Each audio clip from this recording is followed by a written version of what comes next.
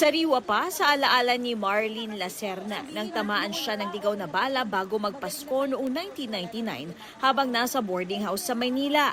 Tumama sa mata, pero hindi nagdirekta, kumbaga umano sa dingding, tapos na-shoot sa akin yung bala. Humingi siya ng tulong sa kanyang kaibigan na agad nagtakbo sa kanya sa ospital.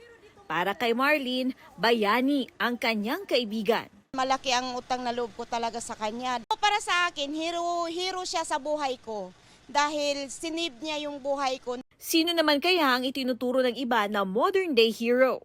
Yung wife ko and my mom. So every struggle sila nandyan lagi. Yung mother ko po, kasi kung wala siya, wala ako rito. Yung mga taong nilalabas nila yung katotohanan, mga nagsasalita sa social media na hindi natatakot magsalita ng mga napapansin nilang mali sa ating mga sistema. Para naman sa isang netizen, modern day hero niya ang mga frontliner, mga guro at educator, at mga environmentalist at conservationist. Para sa isang Philippine Studies at Pop Culture expert, parte na ng kulturang Pilipino ang pagkilala sa mga taong may malaking na itutulong sa atin, gaya ng mga magsasaka, OFW, atleta at mga estudyanteng nagbibigay ng karangalan sa bansa.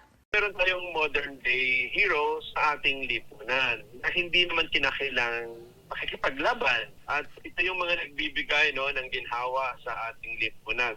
Ika nga nila, not all heroes wear capes. Ang mga modern day heroes, maaaring ating pamilya, kaibigan o maging mga hindi natin kilala, mga handang tumulong nang walang hinihintay na kapalit. Para sa GMA Integrated News, Katrina Son, nakatutok 24 oras.